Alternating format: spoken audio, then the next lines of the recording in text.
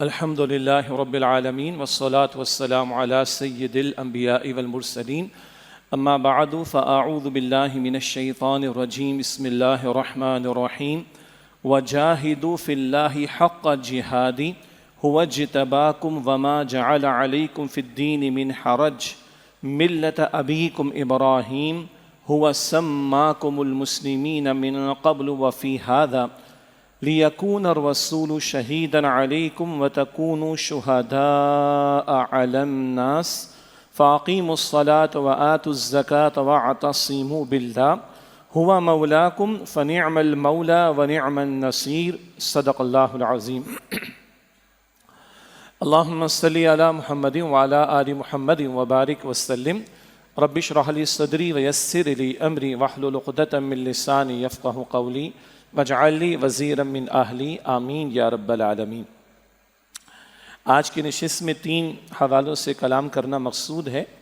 ایک ماہ محرم الحرام جس کا آغاز ہو چکا اور قمری اعتبار سے نئے سال کا آغاز ہجری اعتبار سے، اس پر کچھ کلام کریں گے انشاءاللہ۔ دوسرا، جب ماہ محرم الحرام کا معاملہ آتا ہے تو حضرت حسین رضی اللہ تعالی عنہ اور ان کے گھرانے کے افراد کی شہادت کا تذکرہ ہوتا ہے، جو کہ مطلوب بات بھی ہے۔ البتہ شہادتوں کا ایک تسلسل ہے دور نبوی سے صلی اللہ علیہ وسلم، وہ بھی ذہن میں رہنا چاہیے۔ اور پھر ایک ہے فریضہ شہادت، یعنی اللہ کے دین کی گواہی دینے کے لیے امت اپنی ذمہ داریوں کو ادا کرے، یہ ایک تصور مستقل ہے۔ ایک ہے راہ خدا میں جان کا نذرانہ پیش کر دینا، وہ انتہا درجے میں شہادت کے فریضے کو انجام دینے کا معاملہ ہے، اور ایک ہے اس امت کو کھڑا ہی کیا گیا ہے، برپا ہی کیا گیا ہے فریضہ شہادت کو ادا کرنے کے لیے۔ تو اس بات کی بھی یاد دہانی ہم کریں گے، فریضہ شہادت ہے کیا۔ اور آج ہمارے یہاں ماہ محرم الحرام میں ایک طبقہ تو خرافات و بدعات میں پڑا ہے، اور پھر یہ کہ چھٹیوں کا تصور، اور پھر یہ کہ ملک کی کیفیت ایسی ہو جائے کہ حالت جنگ میں ہو اور لوگ بیچارے گھروں میں محصور ہو کر رہ جائیں۔ پھر ایک طبقہ ہے کہ جس کو کھانے پینے کا شوق لگا ہوا ہے ان ایام کے اندر۔ یہ خرافات ہم منا رہے ہیں، اور کہاں امام الانبیاء صلی اللہ علیہ وسلم ماہ محرم میں کچھ اور کرنے کا ہم سے تقاضا کر رہے ہیں۔ تو اس کو بھی تھوڑا سا ہم سمجھیں گے، اور فریضہ شہادت کا تذکرہ بھی۔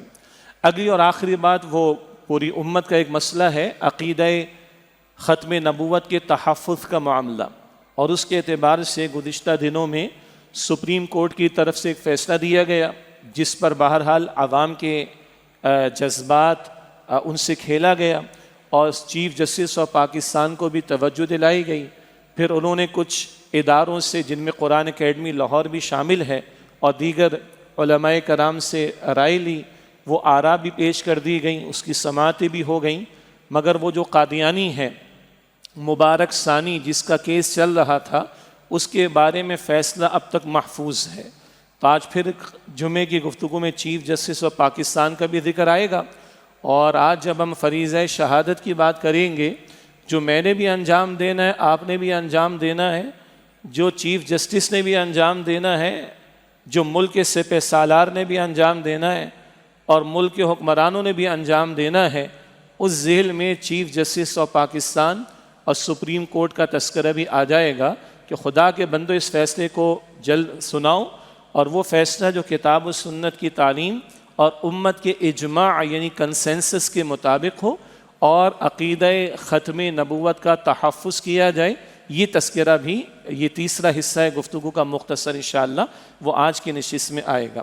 سب سے پہلے ماہ محرم الحرام ہمارے لیے بنیادی رہنمائی قرآن حکیم فرماتا ہے سورۃ الاحزاب کی آیت نمبر 21 میں، لَقَدْ كَانَ لَكُمْ فِي رَسُولِ اللَّهِ أُسْوَةٌ حَسَنَةٌ، یقیناً تمہارے لیے رسول اللہ صلی اللہ علیہ وسلم کی زندگی میں بہترین نمونہ موجود ہے۔ کوئی مہینہ ہو، کوئی دن ہو، کوئی رات ہو، کوئی مقام ہو، اس کی فضیلت اگر ملے گی تو وہ اللہ کے کلام سے ملے گی اور رسول اللہ کی تعلیم سے ملے گی علیہ السلام۔ اور دین اللہ تعالیٰ نے رسول اللہ پر مکمل فرما دیا صلی اللہ علیہ وسلم۔ حجۃ الوداع کے موقع پر آیت کا نزول ہو گیا سورۃ المائدہ کے شروع میں، الیوم اکملت لکم دینکم، آج کے دن میں نے تمہارے لیے تمہارے دین کو مکمل فرما دیا۔ تو محرم الحرام کا مہینہ، اس کی کوئی عظمت ہے، کوئی فضیلت ہے، کوئی اہمیت ہے، کوئی خاص کرنے کا کام ہے، یہ رسول اللہ کے دور سے ملے گا صلی اللہ علیہ وسلم، اور مل جاتا ہے ہمیں۔ باقی جو اضافے ہم نے کر رکھے، خرافات اور بدعات اور رسومات، یہ ہمارا ماحول، ہمارا معاشرہ، ہمارا طرز عمل ہے۔ اللہ تعالیٰ ان خرافات و بدعات سے ہماری حفاظت فرمائے۔ پہلی بات، محرم الحرام کا مہینہ قمری اعتبار سے جو 12 مہینے ہیں، قمری سال جسے ہم کہیں، لونر کیلنڈر جسے ہم کہیں، تو پہلا مہینہ محرم الحرام کا ہے، سب کو معلوم۔ دوسری بات ہے کہ قرآن کریم 4 مہینوں کی حرمت کا ذکر فرماتا ہے۔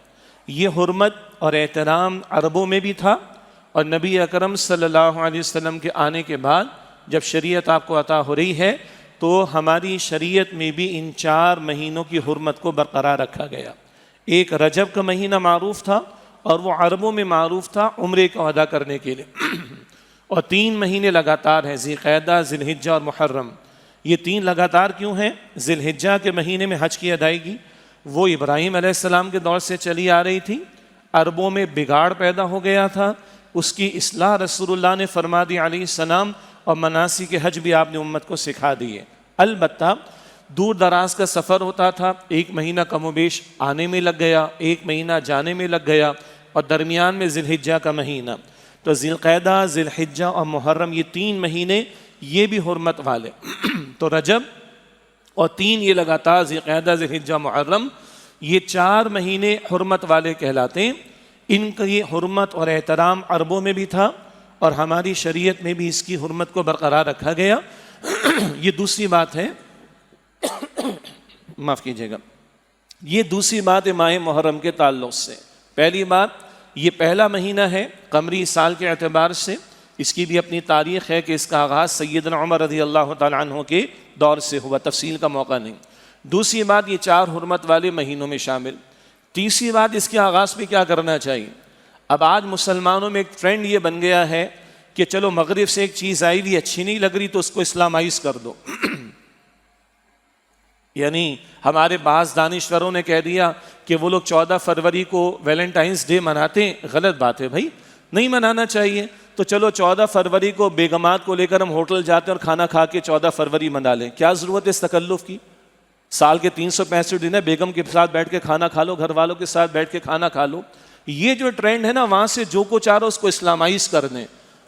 اب کیا کیا اسلامائز کرنے کی بات ہو رہی ہے، بعض باتیں زبان پر لاتے ہوئے بھی جھجک آتی ہیں، لیکن ایک تصور ہے دسمبر کی 31 کا، سال ختم ہو رہا ہے، وہ لوگ شرابیں پیتے ہیں، ناچ کود کرتے ہیں، پھر ایکسیڈنٹ بھی ہوتا ہے، فائرنگ ہوتی ہے، لوگ مارے جاتے ہیں۔ ہمارے بھی تصور آ گیا، اور ہمارے بھی آپ یہ جو ہمارے گورنمنٹ ہاسپٹلز ہیں، جنا ہاسپٹل ہے، سول ہاسپٹل ہے، نارتھ ناظم آباد میں عباسی ہاسپٹل ہے ناظم آباد میں، ذرا لوگوں سے پوچھیے کتنے لوگ جو ہیں وہ کیجویلٹیز وہاں پہ 31 دسمبر کو آتی ہیں، شرابیں بھی پیتے ہیں، فائرنگ بھی کرتے ہیں، ہلڑ بازی بھی کرتے ہیں، ان کی تقلید کرتے ہوئے، ان کی پیروی کرتے ہوئے۔ اب کچھ لوگوں نے کہا کہ نہیں، یہ تو غلط بات ہے، ہم نیو ایئر منائیں گے 1 محرم کو، انا للہ و انا الیہ راجعون۔ اب میسیجز کیا آتے ہیں؟ Happy new Islamic year. اور نہیں بھائی، شمسی سال جو جنوری سے دسمبر ہم چلتے ہیں وہ بھی سورج کی موومنٹ کے مطابق ہے، اور وہ سورج بھی اللہ کے حکم کے تابع، وہ غیر اسلامی نہیں ہے۔ ہاں، قمری سال کی اپنی اہمیت ہے، اس کی تاریخ کا یاد رکھنا فرض کفایہ ہے، بعض مسلمانوں کو یاد رہنی چاہیے۔ ہماری شریعت کے بعض احکامات قمری تاریخ سے منسلک ہیں، رمضان کا آغاز، رمضان کا اختتام، عید الفطر کا تعین، عید الاضحیٰ کا تعین، حج کے مہینوں کا تعین۔ ایک خاتون کی عدت کی مدت ہے 4 مہینے 10 دن بیوہ کی، تو 4 مہینے 10 دن وہ قمری تاریخ کے اعتبار سے۔ زکوٰۃ سالانہ بنیادوں پر ہے، تو یہ سال قمری سال کے اعتبار سے معین ہوگا۔ تو شریعت کے بہت سارے احکامات قمری سال سے منسلک ہیں، قمری تاریخ سے منسلک ہیں، یہ اس کی اور اہمیت کا پہلو ہے۔ البتہ یہ تصور کہ ہم ہیپی نیو اسلامک ایئر کریں، یہ ہماری غلامانہ ذہنیت، معاف کیجیے گا اس چیز کو، اس بات کو میری، یہ غلامانہ ذہنیت ہے۔ جو ادھر سے ہے اس کو اسلامائز کر لو۔ اسلام اسلام ہے، اسلام کی اپنی ویلیوز ہیں، اسلام کی اپنی اقدار ہیں، اسلام کی اپنی اٹھان ہے، اس پر ہمیں یقین بھی ہونا چاہیے، فخر بھی ہونا چاہیے اور اس پر عمل کرنا چاہیے۔ تو ایک تو یہ جو ہمارے چلے میسیجز کے ہیپی نیو اسلامک ایئر اور یہ دعا اور وہ دعا، یہ بھی بدعت میں آ جائے گا، اس معنی میں کہ نبی کی دعا رہ گئی پیچھے اور من چاہی باتوں کو، من چاہی میسیجز کو ہم نے اختیار کرنا شروع کر دیا۔ ہر مہینے کا چاند رسول اللہ دیکھ کر دعا فرماتے، اور یہ 12 مرتبہ ہوتا سال میں، صرف رمضان یہ محرم کا معاملہ نہیں، یہ پورے سال کے 12 مہینے جب ہر مہینے چاند نظر آتا تو اللہ کے رسول دعائیں فرماتے۔ ایک سے زیادہ دعائیں ہمیں میسر ہیں احادیث سے مبارکہ میں، کی یہ بھی ہے اللہم اہلہ علینا بالامن والایمان والسلامت والاسلام والتوفیق لما تحب وترضى ربی وربک اللہ۔ یہ ایک دعا ہے، اور بھی ملتی ہیں۔ اے اللہ اس چاند کو ہم طلوع فرما امن اور ایمان کے ساتھ۔ اللہ اکبر، کتنی بڑی دعا ہے۔ امن ہو تو مسجدیں بھی آباد ہوں گی، امن ہو تو عبادات بھی انجام دی جائیں گی، امن ہو تو کاروبار زندگی بھی چلے گا۔ تو اللہ اس کو طلوع فرما ہم پر امن اور ایمان کے ساتھ۔ ایمان ہے تو مسلمان کی بخشش ہے، ایمان کے بغیر لاکھ بظاہر نیک عمل ہے، آخرت میں بندے کا عمل مقبول نہیں اگر ایمان نہیں ہے تو، شرط لازم ہے۔ تو اللہ امن اور ایمان کے ساتھ اس چاند کو طلوع فرما، والسلامتی والاسلام، اور سلامتی اور اسلام کی کیفیت کے ساتھ۔ کیا ہے اسلام؟ ابھی ذکر آئے گا۔ اپنے آپ کو سرنڈر کر دینا، اپنے آپ کو جھکا دینا، اپنے آپ کو سبمٹ کر دینا اللہ کے ول کے سامنے، اپنے آپ کو جھکا دینا اللہ کے حکم کے سامنے۔ اے اللہ اس کو طلوع فرما سلامتی اور اسلام کی روش کے ساتھ۔ وَالتَّوْفِيقِ لِمَا تُحِبُّ وَتَرْضَى، اے اللہ اس توفیق کے ساتھ جسے تو پسند کرے، ایسے اعمال جسے تو پسند کرے، جنہیں تو پسند کرے، جن سے تو راضی ہو جائے۔ اے اللہ ان اعمال کی توفیق عطا فرما دے جنہیں تو پسند فرمائے، جن سے تو راضی ہو جائے۔ پھر چاند کو خطاب کر کے حضور فرماتے ربی وربک اللہ، میرا رب بھی اللہ ہے، تیرا رب بھی اللہ ہے۔ یہ سورج چاند ستارے ہوں، آج کی زبان میں گیلیکسیز ہوں، آج کی زبان میں یہ گیلیکسیز کے پتہ نہیں کتنے سولر سسٹمز ہوں، یہ پوری کائنات اللہ کے حکم کے تابع ہے۔ یہ نظام ایسے خود بخود نہیں بن گیا، خود بخود نہیں چل رہا۔ اس پورے عقیدے کا بیان اس دعا میں۔ تو اگر کچھ کرنا ہے تو یہ دعائیں مانگیں اللہ سے، اگر شیئرنگ کرنی ہے تو اس دعا کی شیئرنگ کریں، نہ کہ نت نئی چیزیں اختیار کر کے غلامانہ ذہنیت کے ساتھ ہیپی نیو اسلامک ایئر کی ہم کوششیں کریں۔ اگلی بات، کیا خاص عمل اس مہینے میں؟ اللہ کے رسول علیہ السلام نے فرمایا، صحیح مسلم شریف کی روایت ہے، سب سے افضل روزہ رکھنا، یعنی سب سے افضل روزے جو رکھے جائیں رمضان کے مہینے کے بعد، وہ اللہ کے مہینے محرم کے روزے ہیں۔ الفاظ سنیں، اللہ کے مہینے محرم کے روزے ہیں۔ اللہ کے رسول نے اس روایت میں، اس حدیث میں محرم کے مہینے کو اللہ کا مہینہ قرار دیا۔ تو آپ عموم کے اعتبار سے رمضان کے بعد جس مہینے میں سب سے زیادہ افضل ہے روزہ رکھنا، وہ اللہ کا مہینہ محرم الحرام ہے۔ اللہ اکبر، تمام مہینے میں اللہ تعالیٰ توفیق عطا فرمائے۔ پھر وہ جو احادیث سے تفصیل ملتی ہے کہ عربوں کے ہاں بھی عاشورہ محرم کی 10 تاریخ کا تصور موجود تھا اور وہ اس کی عظمت کے قائل تھے، اور وہاں روزوں کا اہتمام ہوتا۔ تو مکہ مکرمہ میں رہتے ہوئے بھی رسول اللہ علیہ السلام نے محرم کی 10 تاریخ کے روزے کا اہتمام فرمایا۔ بعض تاریخی واقعات ہیں، البتہ ان کے بارے میں جو روایات ان میں سے کچھ پر محدثین نے گفتگو یا کلام بھی کیا، ایک الگ ٹیکنیکل بات ہے۔ البتہ کچھ تاریخی واقعات بھی اس دن پیش آئے، وہ تاریخ چلی آ رہی تھی۔ تو اس دن محرم کی 10 تاریخ کو مکہ مکرمہ میں بھی حضور روزہ رکھتے تھے صلی اللہ علیہ وسلم، اور رمضان کے روزوں کی فرضیت سے پہلے آپ نے اس کا حکم دیا تھا صحابہ کرام کو اس کا اہتمام کرو۔ رمضان کے روزوں کی فرضیت آ جانے کے بعد، جو کہ 2 ہجری میں آئی ہے مدینہ شریف میں، رمضان کے روزوں کی فرضیت کے آ جانے کے بعد پھر یہ نفل کے درجے میں ہو گیا، ورنہ اس کا حکم دیا تھا نبی علیہ السلام نے۔ پھر جب آپ مدینہ تشریف لائے تھے تو آپ نے دیکھا کہ یہود بھی اہتمام کرتے ہیں، تو آپ نے دریافت کیا تم کیوں اہتمام کرتے ہو اس دن کے روزے کا؟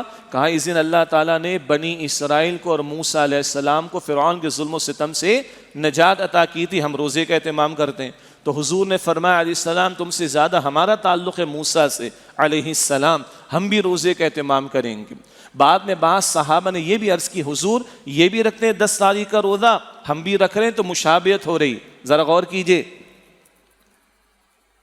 یا رسول اللہ یہ روزہ رکھ رہے ہم بھی رکھ رہے ہیں, یہ ریزمبلنس ہو رہی ہے, مشابہت ہو رہی, ہمارا اپنا ایک دین ہے, ہمارا اپنا ایک مزاج ہے, ہمارا اپنا ایک ڈسٹنکٹ معاملہ ہے, اپنا ممتاز معاملہ ہے. تو حضور علیہ السلام نے اپنی خواہش کا یہ اظہار فرمایا, اگر آئندہ سال میں زندہ رہا تو 10 کے ساتھ 9 تاریخ کا روزہ بھی ملا لوں گا. اگلے سال حضور کا وصال ہو گیا. البتہ اس روایت کی روشنی میں فقہا بیان فرماتے بہتر ہے کہ 10 تاریخ کے ساتھ 9 کا روزہ بھی رکھ لیں, یا 9 نہیں تو 11 کا روزہ ملا لیں, یہ بہتر بات ہے.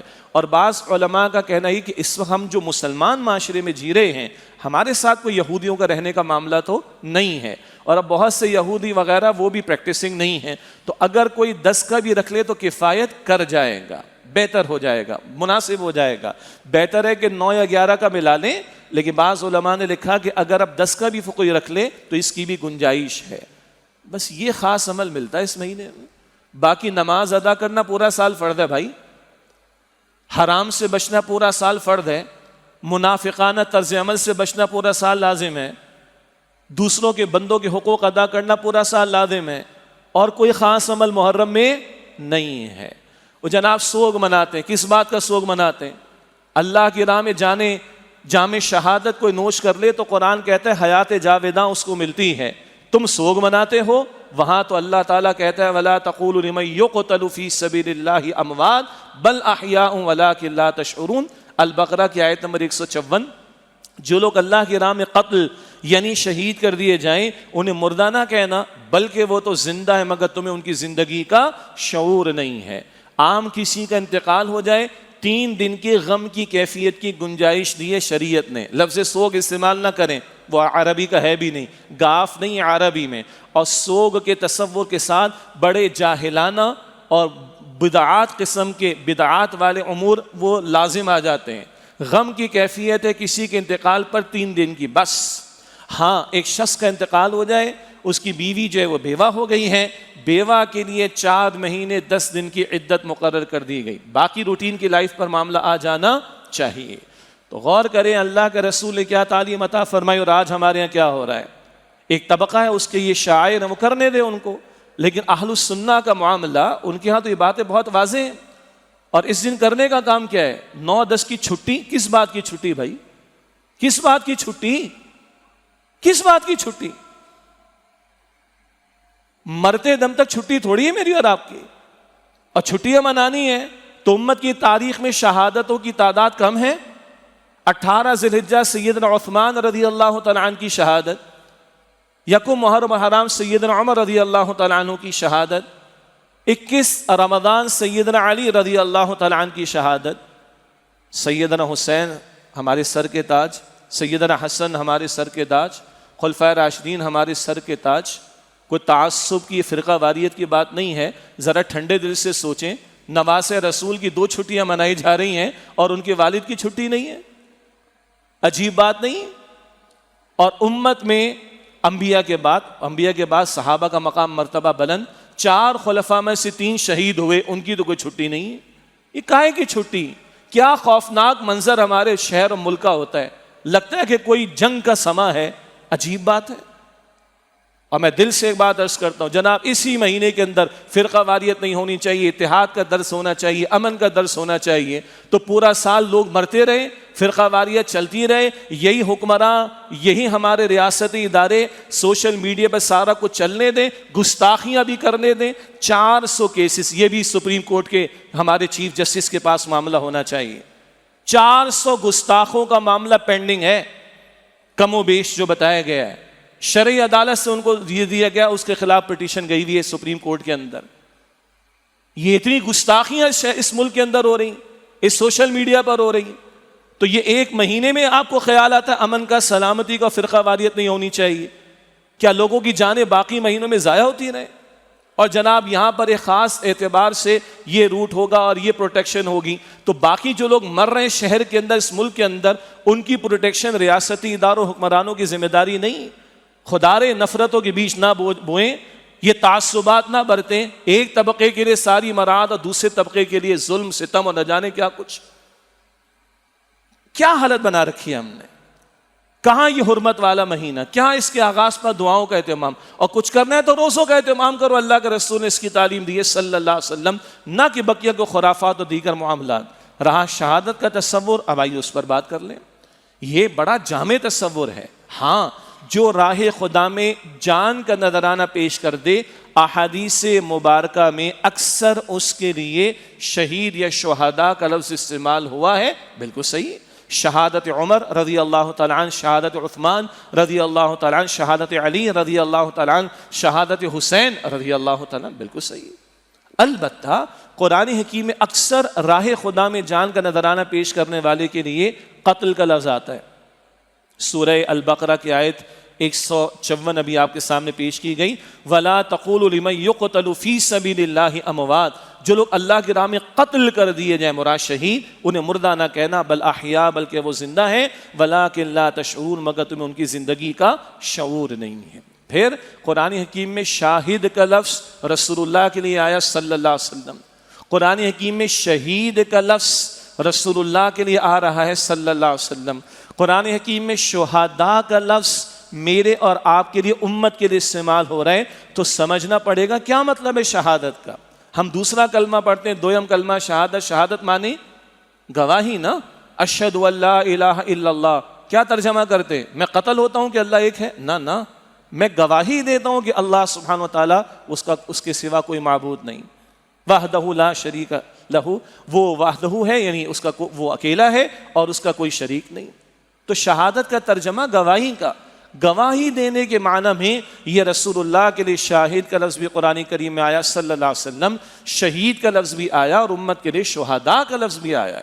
چنانچہ سورہ احزاب کی آیت نمبر 45 اور 46 میں بڑے 5 پیارے کلمات ہیں، الفاظ ہیں، اور شان ہے رسول اللہ علیہ السلام کی جو بیان ہوئی، یا ایھا النبی انا ارسلناک شاہدا ومبشرا ونذیرا وداعیا الی اللہ باذنہ وسراجا منیرا، اے نبی علیہ السلام، ہم نے آپ کو شاہد بنا کر بھیجا، گواہی دینے والا، اور مبشر، بشارت دینے والا، ونذیر، ڈرانے والا، اللہ کے عذاب سے ڈرانے والا، اور وداعیا الی اللہ باذنہ، اور اللہ کے حکم سے اللہ کی طرف دعوت دینے والا، وسراجا منیرا، اور ہدایت کا روشن چراغ بنا کر بھیجا صلی اللہ علیہ وسلم۔ یہ 5 صفات، یہ ایٹریبیوٹس رسول اللہ علیہ السلام کے بیان ہو رہے ہیں، اور اللہ تعالیٰ لفظ شاہد حضور کے لیے استعمال فرما رہے ہیں صلی اللہ علیہ وسلم۔ اسی طرح سورہ حج کی میں نے ابتدا میں آیت تلاوت کی، مکمل آیت کا اس وقت بیان تو ممکن نہ ہو سکے گا۔ اللہ تعالیٰ نے فرمایا کہ وَجَاهِدُوا فِي اللَّهِ حَقَّ جِهَادِهِ، سورہ حج کی آخری آیت ہے، آیت نمبر 78، وَجَاهِدُوا فِي اللَّهِ حَقَّ جِهَادِهِ، اور اللہ کی راہ میں جہاد کرو جیسا کہ جہاد کرنے کا حق ہے۔ هُوَ اجْتَبَاكُمْ، یہ 2 الفاظ ذرا اپنے دل کے کانوں سے سنیں، هُوَ اجْتَبَاكُمْ، اللہ نے تمہیں چنا ہے، کس کام کے لیے؟ وہ بات ابھی آگے آئے گی۔ وَمَا جَعَلَ عَلَيْكُمْ فِي الدِّينِ مِنْ حَرَجٍ، اور اللہ نے تمہارے لیے دین کے معاملے میں کوئی حرج نہیں رکھا، کوئی تنگی نہیں رکھی، آسان دین عطا فرمایا، آسانی عطا فرمائی۔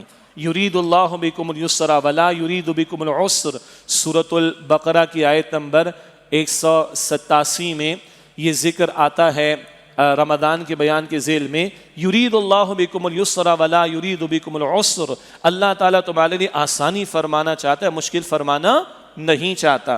یہاں فرمائے کہ وما جعل علیکم فی الدین من حرج، اور اللہ نے تمہارے لیے دین کے معاملے میں کوئی حرج نہیں رکھا، یعنی کوئی تنگی۔ ملت ابیکم ابراہیم، تم اپنے والد ابراہیم علیہ السلام کی ملت پر ہو۔ ملت کا ایک ترجمہ طریقہ، تم ابراہیم علیہ السلام کے طریقے پر ہو، کیا مطلب؟ ان کا طریقہ کیا ہے؟ سورۃ البقرہ کی آیت نمبر 131 میں آتا ہے، اذ قال له ربه اسلم قال اسلمت لرب العالمین، جب ان سے ان کے رب نے فرمایا کہ اسلم، سرنڈر کر دو، جھک جاؤ، قال اسلمت لرب العالمین، انہوں نے عرض کی میں نے اپنے آپ کو جھکا دیا تمام جہان والوں کے رب اللہ کے سامنے۔ یہ جھکنا پوری زندگی کا، اور اس کی انتہا کیا تھی؟ ذی الحجہ کے مہینے میں قربانیاں ہم نے پیش کی، اس سے قبل یہ موضوع ہم نے سنا بھی ہوگا، جب ابراہیم علیہ السلام بیٹے کو ذبح کرنے کو تیار، اور ان کے صاحبزادے جناب اسماعیل علیہ السلام ذبح ہونے کو تیار، اللہ فرماتا ہے فلما اسلما، سورہ صافات میں، جب دونوں اسلام کی روش پر رہے، کیا مطلب؟ اسلام ہے جھک جانا، ہر وقت کا جھکنا، ہر آن کا جھکنا، 24/7 کا جھکنا. باپ ذبح کرنے کو تیار، بیٹا ذبح ہونے کو تیار. کتنے آرام سے خطیب یہ جملہ کہہ دیتا ہے، کتنے آرام سے سننے والے سن لیتے ہیں. ذرا اس باپ کی سطح پر جا کر تو سوچیں. اللہ اکبر کبیرا. فلما اسلما، جب دونوں نے سرنڈر کر دیا، جھک گئے، باپ ذبح کرنے کو تیار، بیٹا ذبح ہونے کو تیار. واقعہ ہمارے علم میں ہے. یہ ہے اسلام، یہ ہے ملت ابراہیم، یہ ہے ابراہیم علیہ السلام کی میتھڈالوجی یا ان کا طریقہ یا ان کا راستہ. یہاں فرمایا ہم مسلمانوں کو تم اپنے والد ابراہیم علیہ السلام کے طریقے پر ہو. ہوا سماکم المسلمین، انہوں نے تمہارا نام مسلم رکھا تھا.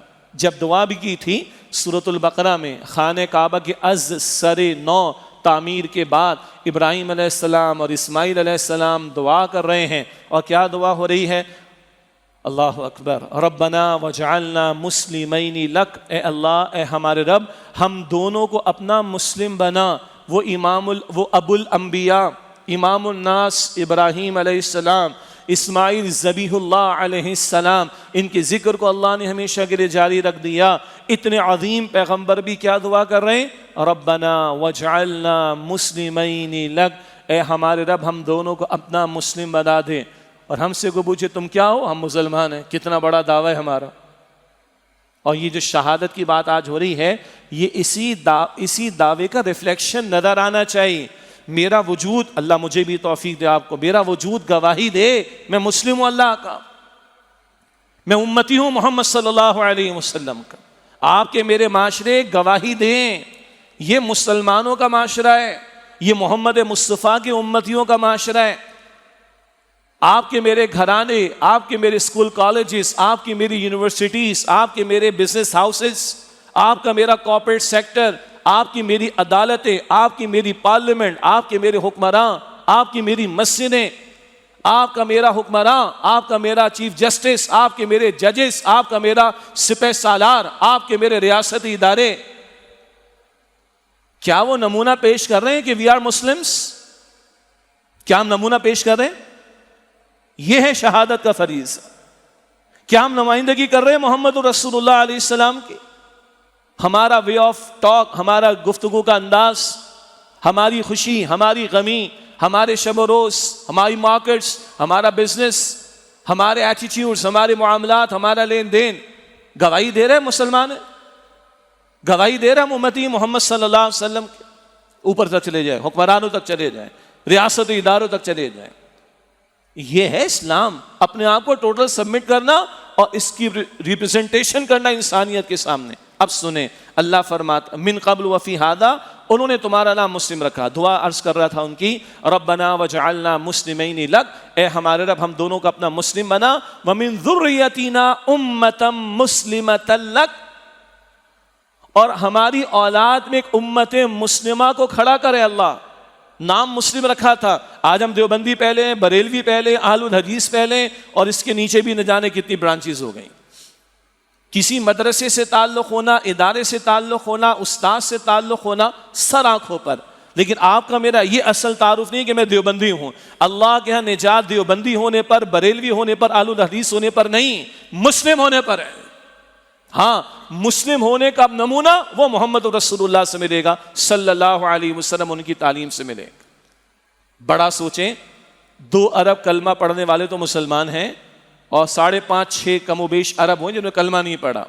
اتنا بڑا مشن جن کے کاندھوں پر ہے، وہ چھوٹے چھوٹے خولوں کے اندر بیٹھ کر سوچیں گے تو چھوٹے ہی رہیں گے.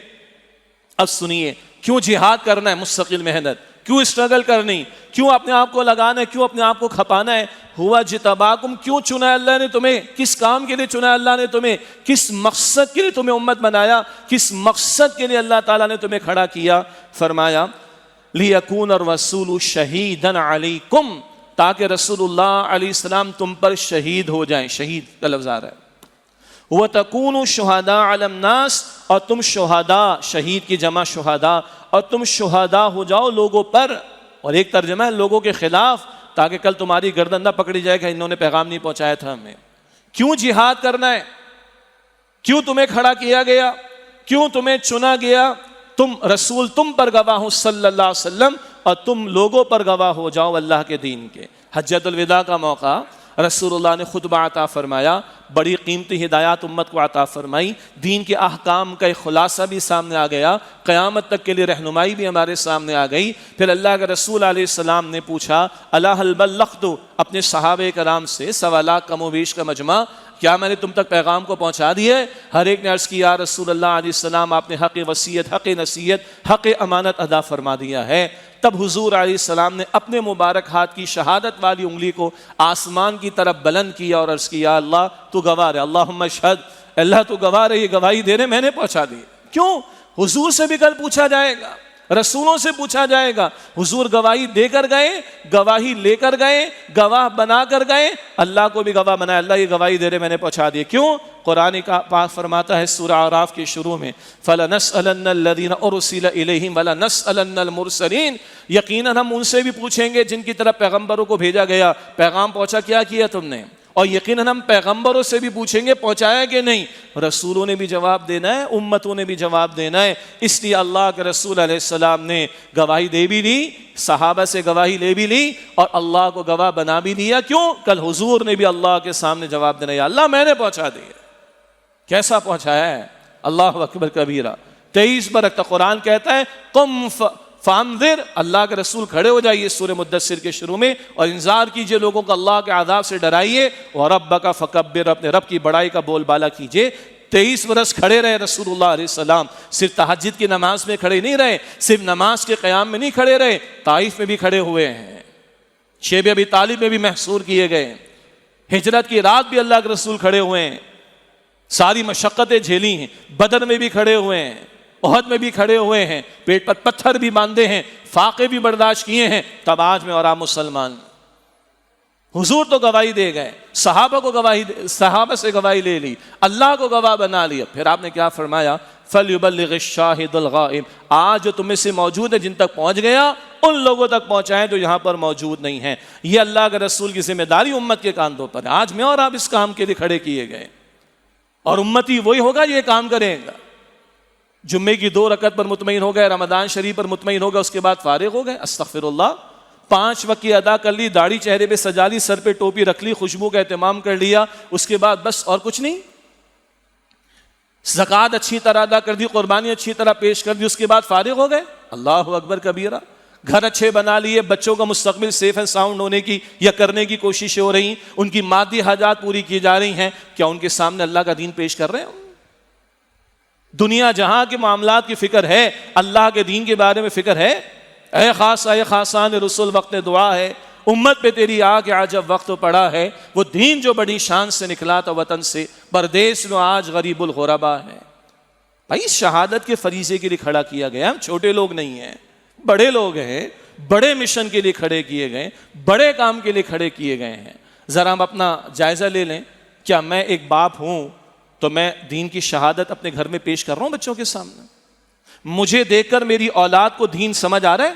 مجھے دیکھ کر میری اولاد کو اللہ یاد آ رہا ہے؟ مجھے دیکھ کر میری اولاد کو محمد و رسول اللہ یاد آ رہے ہیں؟ کیا یہ گواہی میں گھر میں دے رہا ہوں؟ خواتین پردے میں موجود ہیں، ایک امتی ماں سوچے، کیا آج میں امتی ماں ہونے والی گواہی دے رہی ہوں؟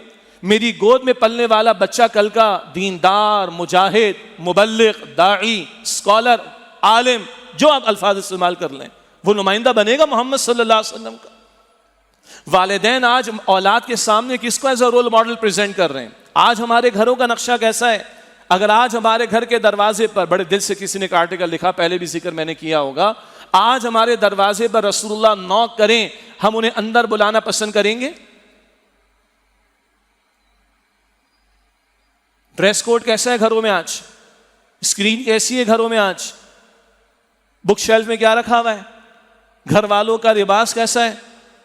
کیا ہم انہیں اندر بلانا پسند کریں گے؟ چیک کر لیں گھر کیا نمائندگی پیش کر رہے ہیں۔ آج ہمارے ہونے والی شادیاں وہ نمائندگی کر رہی ہیں کہ رسول اللہ کی امت کے گھروں میں شادی ہو رہی ہے۔ آج ہماری اموات جب ہوتی ہے تو ہندوانہ تہذیب چلتی ہے یا امت کے رسول کا اسوہ وہاں پر ہمارے سامنے ہوتا ہے؟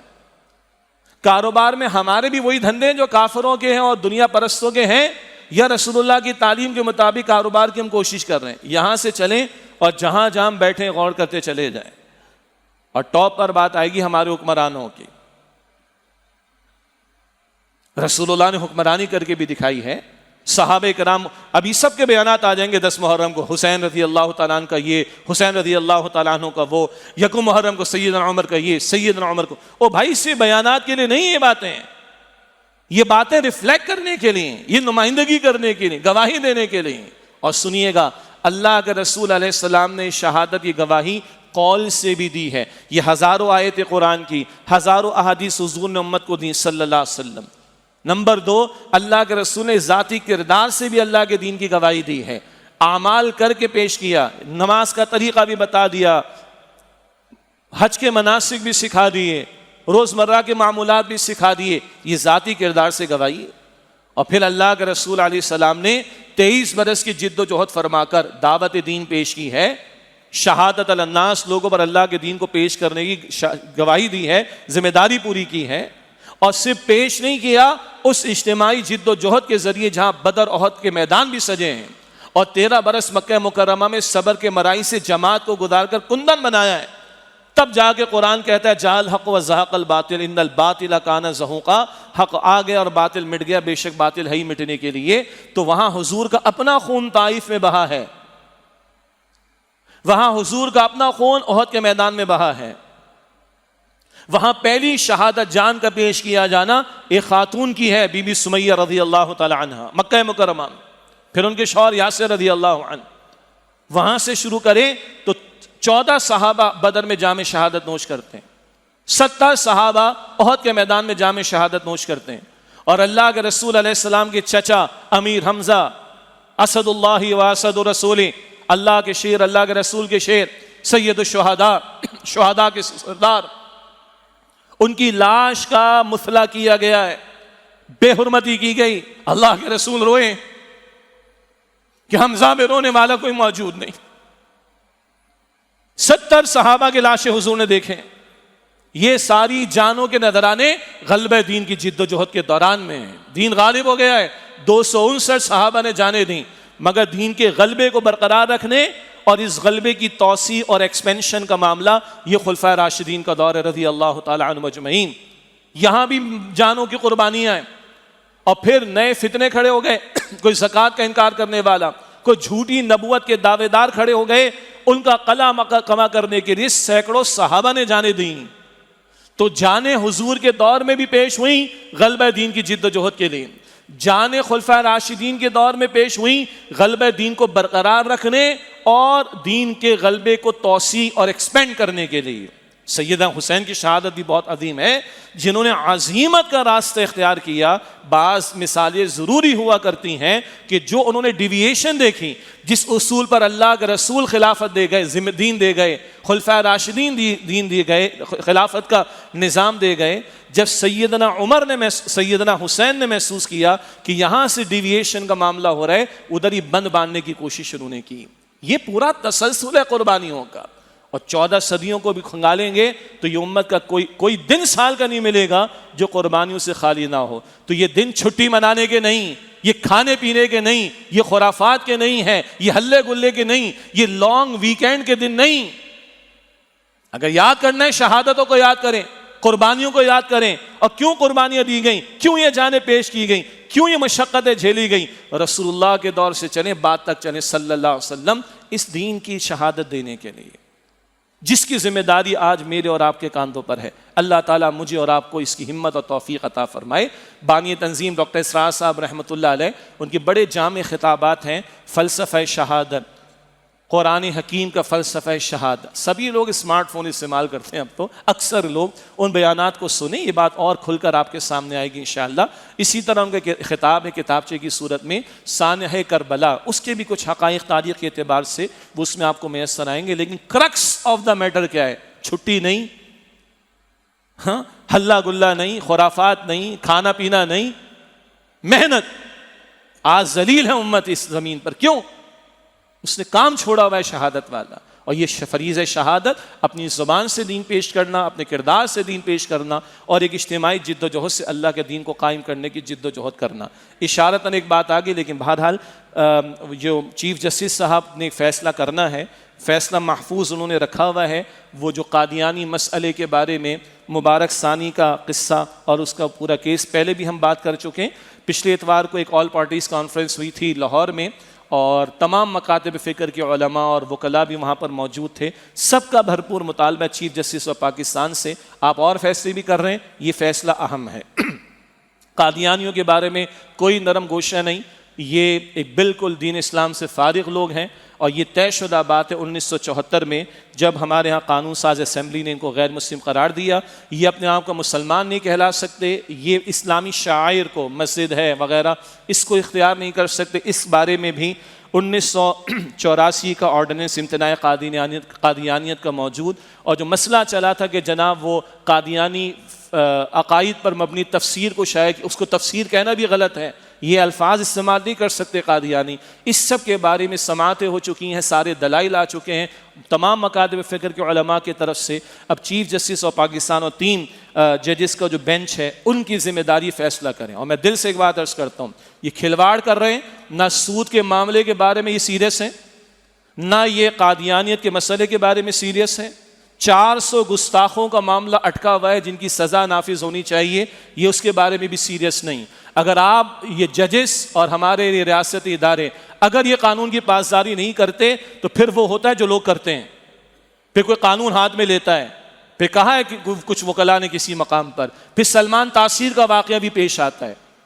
تو اگر آپ لنگر آن کرتے ہیں، قانون کی پاسداری آپ نہیں کرتے اور شریعت کے مسلمہ واضح معاملات کے ساتھ کھلواڑ کریں گے تو پھر لوگ اپنے ہاتھ میں قانون لیں گے، پھر یہ ذمہ داری بھی آپ کے کاندھوں پر آئے گی، اور آپ بھی امتی ججز ہیں۔